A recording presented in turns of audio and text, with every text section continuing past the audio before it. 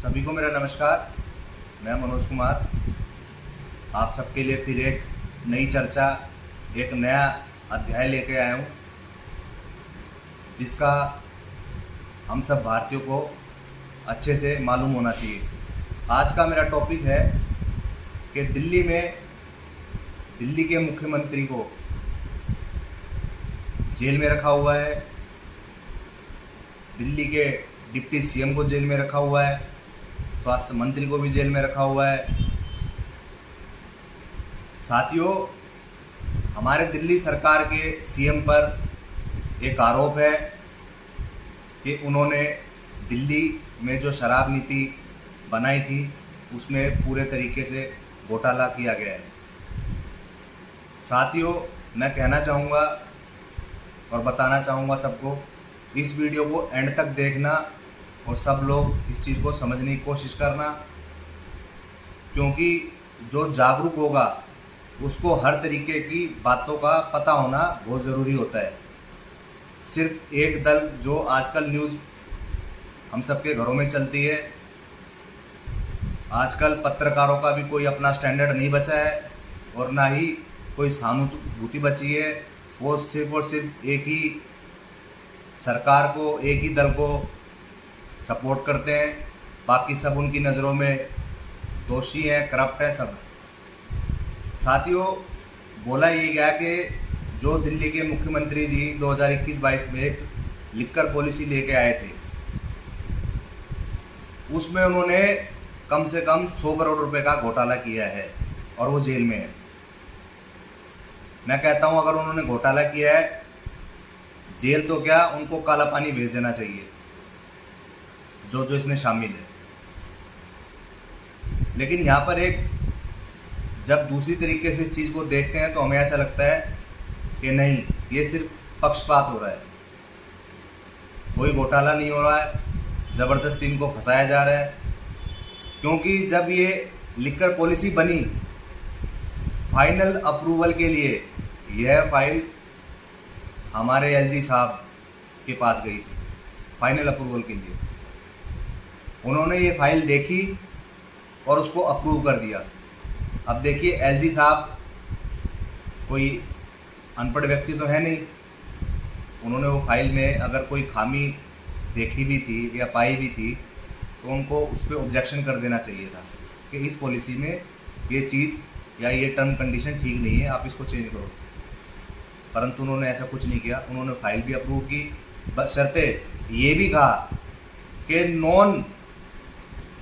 Non confirmed area में जिसको भी नई शराब की दुकान चाहिए उसको एमसीडी से लाइसेंस लेना पड़ेगा और आप शराब की दुकान चला सकते हैं। तो 2021-22 में तो मैं कहना चाहूँगा, दिल्ली में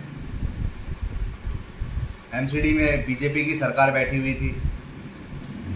तो यदि मान लो केजरीवाल ने और मनीष सिसोदिया ने किसी तरीके का घोटाला भी किया है, तो सीबीआई ईडी को इनके साथ साथ हमारे एलजी साहब और उस टाइम पे रहे बीजेपी की एमसीडी के अधिकारियों के साथ जांच क्यों नहीं की? उनकी जांचें नहीं हुई है, वो अभी भी अपना वर्क कर रहे हैं। और दिल्ली की जनता ने जिनको अपनी बहुमूल्य वोट दे करके जिता के विधानसभा में भेजा था, दिल्ली का मुख्यमंत्री बनाया था, वो जेल में है। ये कैसे पॉसिबल हो सकता है? अगर आज के टाइम में अपने बच्चों का एडमिशन कराने किसी स्कूल में जाते हैं, उसके डॉक्यूमेंट पर जब तक प्रिंसिपल साहब फाइनल अप्रूवल नहीं देते वो एडमिशन नहीं हो सकता। अप्रूवल तो प्रिंसिपल साहब नहीं देना ना। ठीक इसी तरीके से जब तक उस फाइनल रिपोर्ट पर एलजी साहब अपनी सहमति ना दिखाते तो वो पॉलिसी कैसे पास आउट हो सकती थी?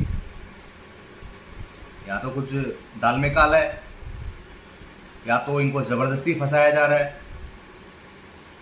कि शराब पॉलिसी भी बनवा दी, इनको अप्रूवल भी दे दिया, बाद में इनको फंसा दिया।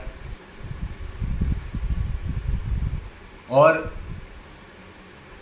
कोर्ट में किसी तरीके का पुख्ता एविडेंस भी नहीं दे पा रहे हैं। अभी राउस एवेन्यू कोर्ट ने लगभग 10-12 दिन पहले दिल्ली के मुख्यमंत्री को बेल दे दी थी और ईडी ने 1-2 दिन ना इंतज़ार करते हुए सुबह 10 बजे जाके हाईकोर्ट में धरना दे करके अपना स्टे भी ले दिया।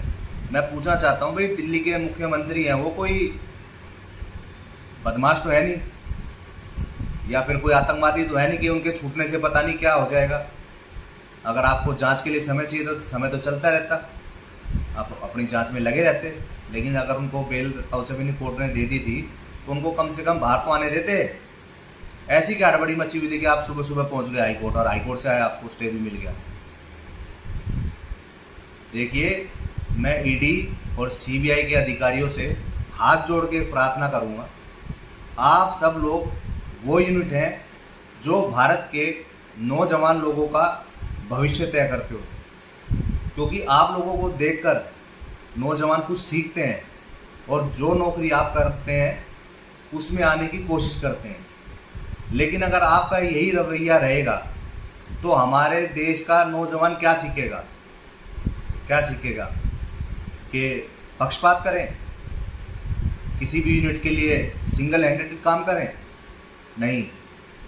अगर आपको इस देश के युवा का सच्चा आइडल बनना है तो इंसाफ की बात कीजिए, निष्पक्षता से जांच कीजिए।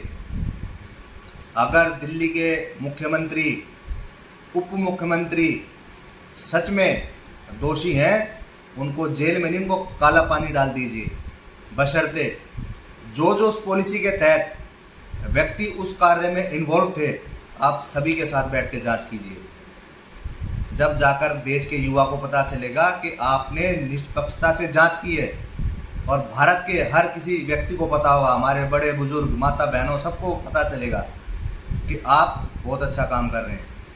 लेकिन जिस तरीके से आप काम कर रहे हैं, मैं आपसे माफ़ी चाहूँगा, आप लोग अपनी छवि को खुद ही धूमिल कर रहे हैं, क्योंकि आपका एक अच्छा किया हुआ काम सबको प्रेरित करता है। मैं पूछता हूँ, भारत में पुलवामा हमला हुआ, कितनी जांच हुई? कौन इसमें शामिल था? आज तक पता चला? नहीं पता चला, और वो पता भी नहीं चलेगा, क्योंकि उस टाइम में केंद्र में सरकार जो थी, जांच एजेंसियां सब उन्हीं के अधीन थी। अफसरों को दबाव में ज़बरदस्ती उनसे अनाप शनाप कार्य कराए जाते हैं, उनके ऊपर अपने ट्रांसफ़र का भय होता है, उनको अपने सस्पेंशन का भय होता है, तो वो केंद्र सरकार की मनमानी के सामने झुक जाते हैं। लेकिन मैं फिर सबसे कहूँगा, आप किसी के सामने झुके ना। अगर आपके ऊपर कोई ऐसा प्रेशर है तो देश की जनता आपके साथ खड़ी होगी, आपके सपोर्ट में खड़ी होगी, बशर्ते आप निष्पक्षता से काम कीजिए और दिल्ली के लोगों के साथ इंसाफ का काम कीजिए, ना कि केंद्र सरकार के साथ मिलकर काम कीजिए। आपका काम है सबको न्याय देना, ना कि सबके साथ अन्याय करना। दोस्तों, साथियों, मेरे इस मैसेज को अच्छे से समझना और घर घर तक पहुंचाना, और जो भी इन अधिकारियों के संपर्क में हो, उन सब से हाथ जोड़ के मेरी विनती है, आप उन अधिकारियों से भी जाकर के बात कीजिए कि सर, कृपया करके अब निष्पक्षता की तरफ चल दीजिए, ऐसा पक्षपात मत कीजिए। आप इस देश के युवाओं का भविष्य तय करते हो, आप इस देश के युवाओं का आइडल हो। अगर आप ऐसा गलत कार्य करेंगे और गलत लोगों का साथ देंगे तो आपको कोई अपना आइडल नहीं बनाएगा। इसी के साथ आज मैं अपनी इस वीडियो का समापन करता हूँ। धन्यवाद। जय हिंद, जय भारत।